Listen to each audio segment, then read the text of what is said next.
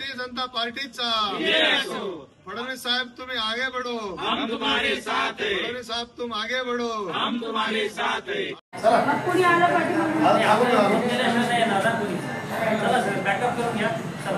Sir pack up झाल्यानंतर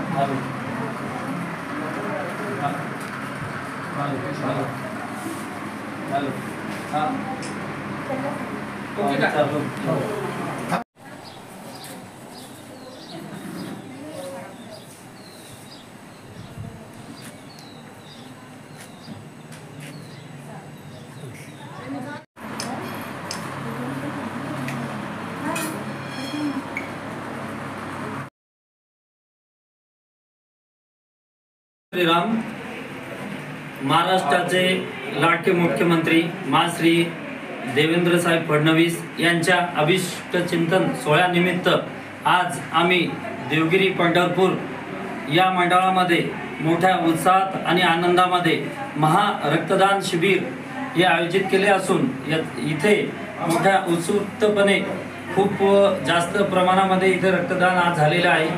तरी देवगिरी पंढरपूर या मंडळातर्फे श्री मुख्यमंत्री देवेंद्र साहेब फडणवीस यांना अभिष्ट चिंतनाच्या खूप खूप शुभेच्छा।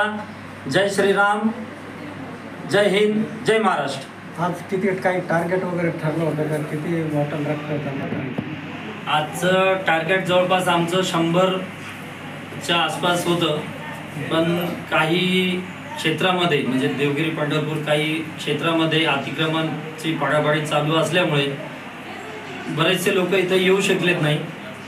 त्यासाठी आम्ही दिलगिरी व्यक्त करतो आणि मॅक्सिमम जेवढं होईल तेवढं आम्ही करण्याचा इथे प्रयत्न केलेला आहे। या व्यतिरिक्त अजून काय काय सामाजिक उपक्रम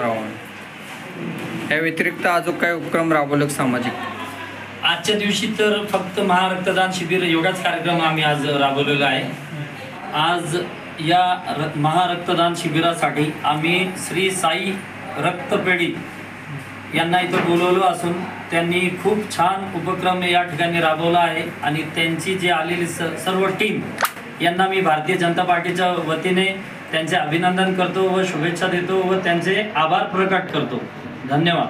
महाराष्ट्राचे लोकप्रिय मुख्यमंत्री माननीय देवेंद्रजी फडणवीस साहेब यांच्या वाढदिवसानिमित्त आम्हाला महाराष्ट्र प्रदेश भाजपकडून जो काही आदेश आलेला होता, आजच्या दिवशी केवळ आणि केवळ फक्त रक्तदान शिबिराचेच आयोजन करावे। यानंतर सुद्धा आम्ही वाढदिवसानिमित्त इतर सामाजिक उपक्रम आम्ही राबवणार आहोत। ज्या पद्धतीने आम्हाला आदेश आले की सध्या रक्ताचा तुटवडा असल्यामुळे फक्त केवळ रक्तदान शिबिराचे आयोजन केलेलं आहे आणि या ठिकाणी सिडको वाळूज महानगर परिसरातील तसेच देवगिरी पंढरपूर परिसरातील मोठ्या संख्येने या ठिकाणी रक्तदान शिबिर संपन्न झालेलं आहे। या रक्तदान शिबिरामध्ये जवळपास 36 ते 40 रक्तदात्यांनी आज रक्तदान दिलेलं आहे। रक्तदान शिबिरासाठी कोणत्या ब्लड बँकेची तुम्हाला मदत झाली आणि याच्या पाठीमागे कोण कोण हॉस्पिटल